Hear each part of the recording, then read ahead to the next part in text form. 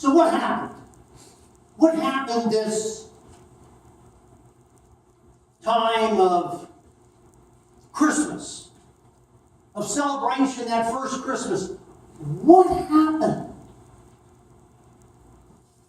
Well, the title should say it all.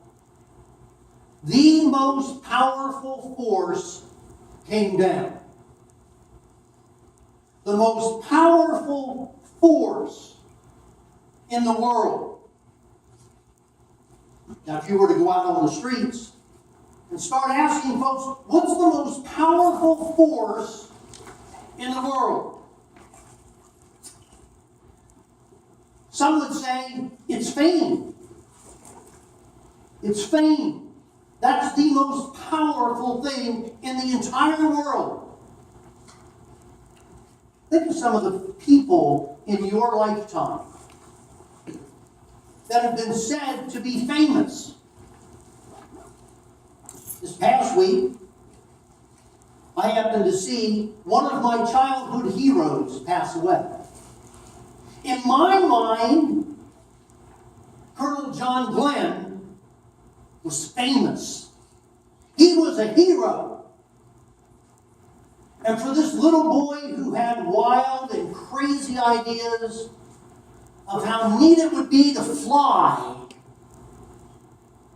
John Glenn was it. Man, I thought that would be so cool to get inside of a little bitty capsule. And I mean, they're not like the shuttles today. I mean, these things were tiny. I think I've seen baby carriers that were bigger than Friendship 7. And they're a lot harder to get into and out of if you're a baby or trying to parent. But there is something about the fame. I don't know if you knew or not, but when Colonel Glenn came back, that he was told by President Kennedy that he would not be allowed to go back into space. And the reason why was the president said, if there's an accident, we don't want to lose our hero. He was told no. Well, of course, later on, 40 years down the road, he did get a chance to go back into space. But after the initial flight that John Glenn had taken, all he could do was go on a tour of the nation and visit people and go to schools and be the hero. But the president would not let a national hero get put in a spot of danger to go back into space. Well, if you were to ask other people, what is the most powerful force in the world? Some would say you've already said it in that statement. Force. Forcing someone to do something against their will. We can go back to slavery. It was probably thought of by the slaves at that time that the most powerful force in the world was what was keeping them enslaved. Last week we talked about freedom. But that was the part that people thought, oh, it's that force. The fearfulness. Tell the people of East Germany that force of what it was like. You could not go over the wall or you'll be shot. I mean, they were being forced against their own will. Well, my guess is that if you talk to people out on the streets again and say, what is the most powerful force in the world? They would probably reach to their back pocket and pull out money. The most powerful force in the world is money. That's what they would say. And I wonder how many of the people that would say that at the same time that the word money came out of their mouth, they would have a churning in their stomach. Because they didn't want to admit the fact that it was money that controlled the world. It was money that controlled anything that would come up. You get into a problem, buy your way out. That's why so many poor people were in jail and so many rich people had good lawyers and they can get out of their crime. That's what they would think. It would be the money side of things. So what is it? So what's the most powerful force in the world? Jesus told us what the most powerful force in the world. And if you don't already know, I will tell you, it's not fame, it's not force, and it's not money. John chapter 13, verses 34 and 35. So now, my friends, I am giving you a new commandment. Know what the next word is? Love. Love one another. Just as I have loved you, you should love each other. Your love for one another will prove to the world that you are my disciples. Love. The most powerful force in the world. Those of you who bought the book that we're studying from, there was a story in there about Muhammad Ali. Now, I don't like to think of myself as a chicken or a coward, but I would not want to get in the ring with Muhammad Ali at his worst day, let alone his best day. Why? Because of the force of his punch. And yet, the story in our book tells us that it was years after he had lost the title and gone back to the farm that he had purchased outside of his hometown. He knew that. He began to understand that the most powerful thing in the world was not force, was not the power of my punch, it was love. And one of the reasons why the museum was set up in Louisville, one of the reasons why there was so much philanthropy going on at that time from Muhammad Ali was because he realized that love was the power that was the greatest force on the earth. Let me read to you. Didn't bring the book down. My bad.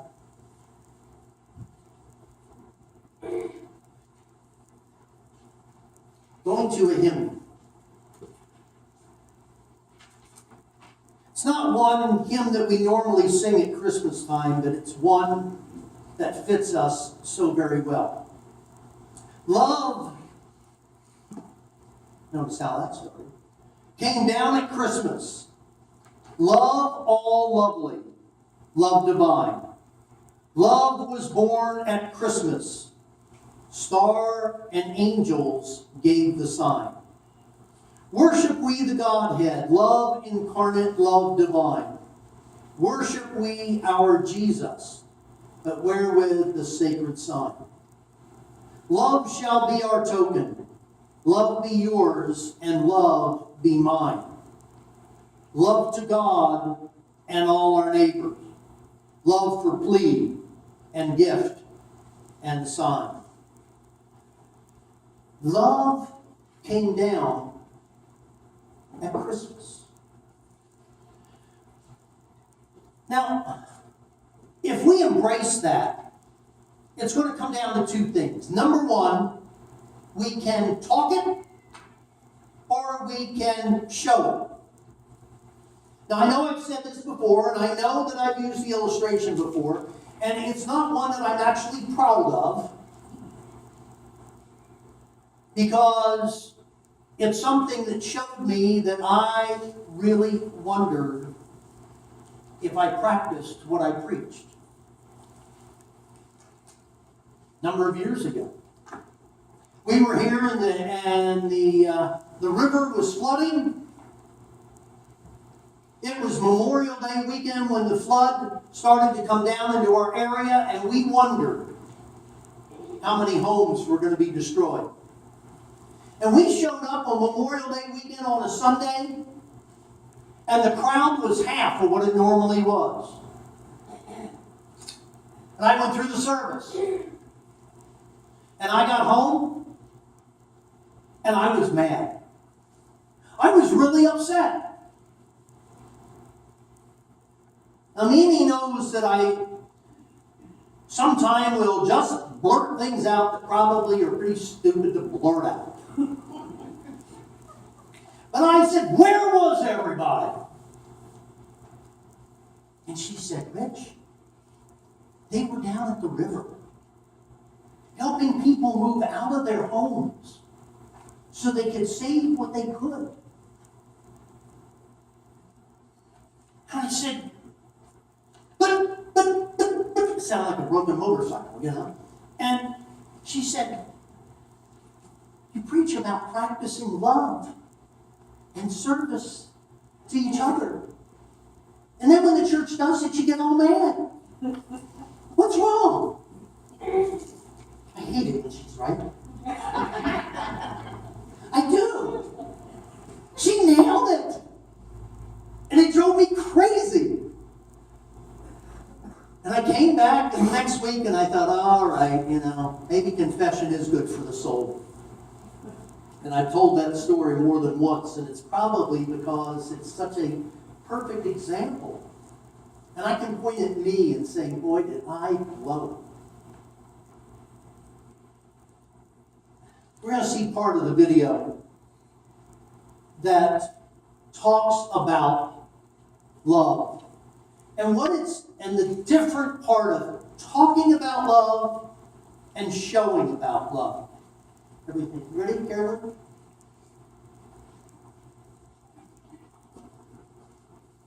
Power privilege of the freedom. I think where real power comes from is I think we see it demonstrated in Jesus. Real power comes in the manner in which we make our choices and our decisions, the way in which we use the authority that's been given to us. Power can mean a lot of different things to a lot of different people. Sometimes the same things show up again and again. Fame, force, and money are probably near the top of the list for a lot of people. But what doesn't make the list very often is love. But as James Moore reminds us, love is more powerful than all these other things. Some of our most moving and inspiring stories are those that illustrate the power of love. One such story involves a doctor who works among homeless teens in Phoenix, Arizona, and his work is making a huge difference. Get ready for a big busy day here. A busy day for this team includes jumping into the driver's seat and guiding the wheels of a big blue RV through the streets of Phoenix, Arizona. I tell everybody that I have the best job in the world. I love coming to work every day, taking care of homeless kids. The guy behind the wheel of the mobile MASH unit is also its medical director. For her mom. Yeah. Dr. Randy Christensen prefers the tight hallways How we doing? and small exam rooms No pain down your spine, over your kidneys. Okay. of the Cruise and Health Mobile over a more traditional clinical setting. Because only here can Dr. Christensen really reach his patients, Stomach pains, anything else like that? the homeless teenagers that survive on the streets. It just amazes me that we all live in a society that has so many wonderful things. We all have so much to give, and yet there are children and teenagers that are sleeping on the streets, and it just, for deep down to my core, it just feels wrong to me. 5 days a week, the mobile clinic is on the go because there is a huge need for this team to make house calls to those without homes. Well, where are you staying right now? Are you surfing still right now on the streets. Yeah. The cases don't always appear too tough to treat. We see a lot of the same things that everybody else goes to the doctor for. So coughs and colds and flus and maybe some asthma and maybe a skin infection. But these patients come with histories that make their medical needs more acute. We find out that on top of those, there's tragedy behind them, whether that's abuse or neglect, violence, rape, all those terrible, horrible things that you can't even imagine go on. They're all behind that. So we learned very early that we address those things that they come in for, but we have to be very broad-minded in how we address their holistic health. 22-year-old Sierra grabs a meal while she waits for her turn with the Cruisin' Health Mobile. I was homeless for 3 years, and I worked really hard to get an apartment, and I got a job. And then I got laid off, so I lost my apartment. I worked so hard to get that, so I was super upset. So I've been pretty much couch surfing for the last year. But She's been coughing a lot lately. this is from black mold, but they've got to have some sort. The apartment where we're staying has black mold. So the RV couldn't have come at a better time. I'm coughing up like green, orange, That good. is an allergic reaction. That is more of a sick reaction or an infectious cause of that. The Cruisin' Health Mobile is based at the United Methodist Outreach Ministries, or UMOM, New Day Centers. A standalone clinic at the family shelter here serves a lot of young kids and their parents. But it's the teens on the street who get missed, unless the RV comes to them. Is that pretty safe for you? No one's out to get you or anything else like that? Many of the young adults the crew sees are dealing with huge challenges. Mental health diagnoses are about 3 to 4 times that of the general population. Maybe 1 in 10 are hearing voices or having visual hallucinations. Maybe 40% have attempted suicide in the last 6 months. Probably 80% of them are abusing some substance. Tough problems that you can't just put a Band-Aid on. I'm scared. Send me up. Okay, as loud as you want, just don't move. We realize that some of the kids are not going to change overnight, and so we need to plant the seeds. And we talk to them, and we treat them with kindness and respect and with dignity.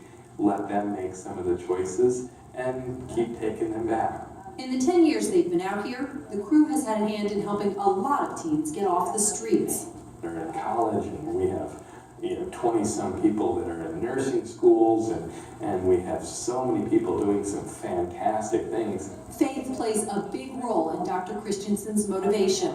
I think it goes deep down to your heart, what you feel is right, and that little voice that says, this is your fellow human being. And with all the issues this team sees here every day, I have no way to call you guys.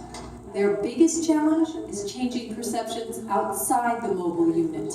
And the truth is that these kids have some horrible stories, and they're surviving. My biggest dream is to continue to educate people on how worthwhile these kids are, how terrible their life has been before, but just how much of success they can have if just given half the chance.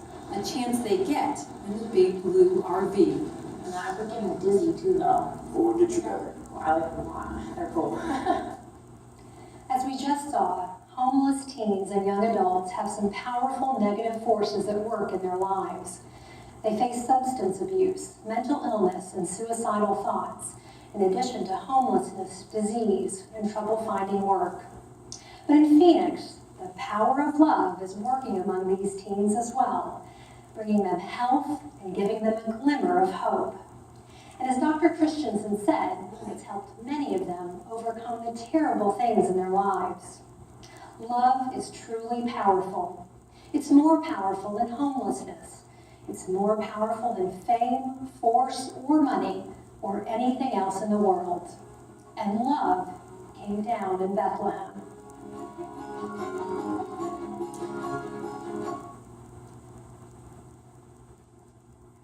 I couldn't help but think, as we were looking at this particular topic,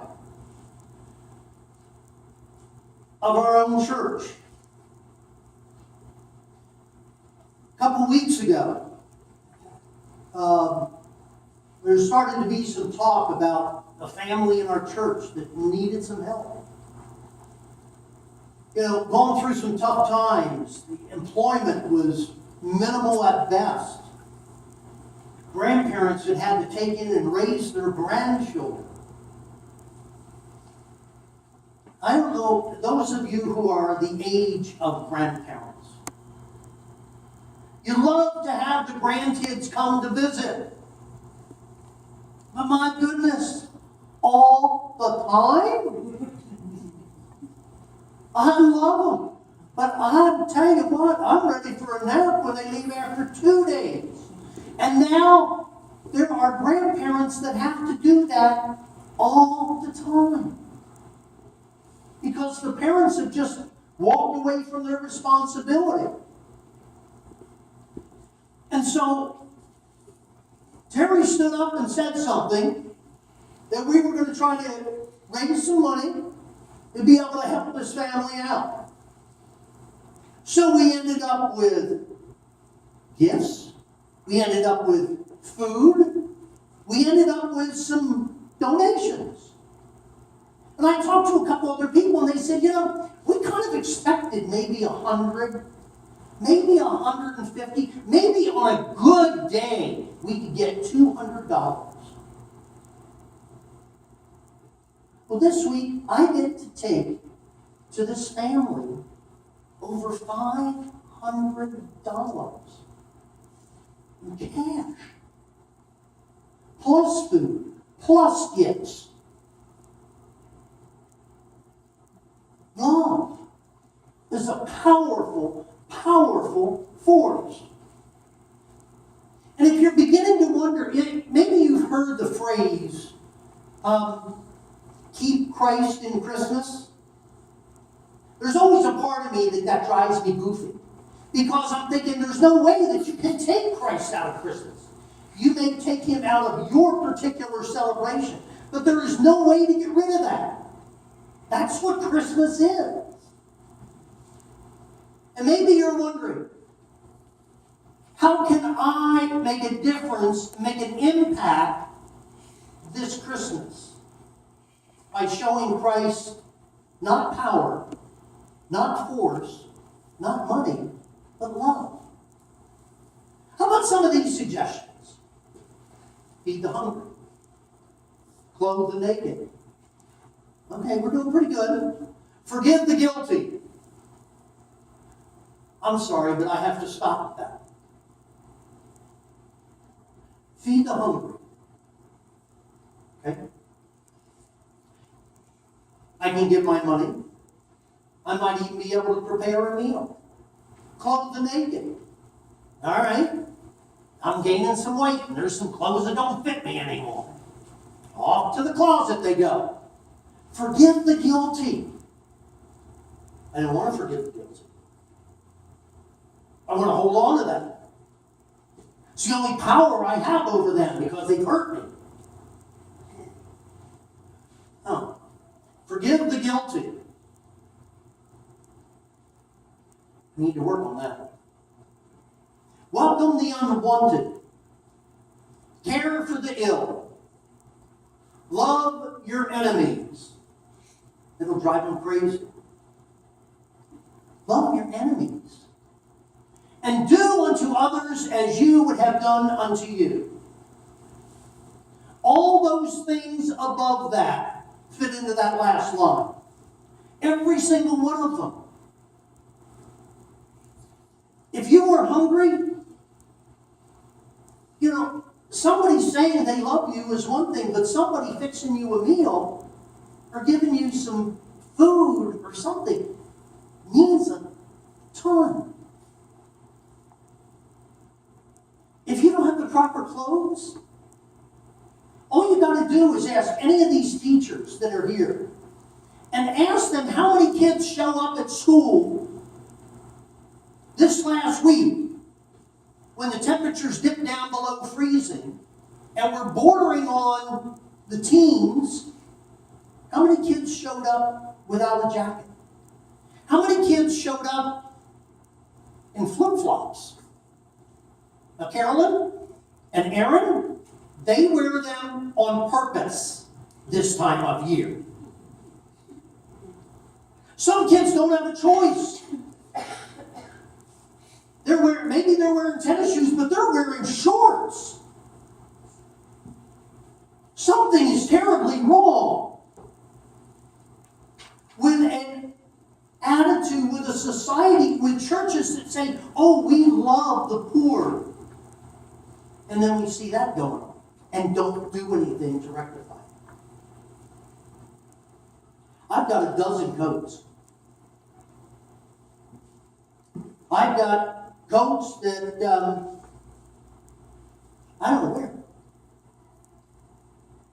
Pull them out of the closet and take them somewhere where a kid could wear it and be proud because he's got a new coat, even though the coat's 15 years old and the pockets are ripped in one side. You know, we need to be able to show and practice our love and not just talk about it. You and I can do a lot with love. You don't have to be a millionaire. You don't have to be president of the United States. You don't have to be powerful. You just need to show the love that you already received. The love from Christ. The love that God had for you and for me in sending Christ. And pass it on. We always talk about paying it forward. Why not love? Why not paying love forward? And making a difference in somebody's life. That, my friends, is the most powerful force in the world. Let's pray. Heavenly Father,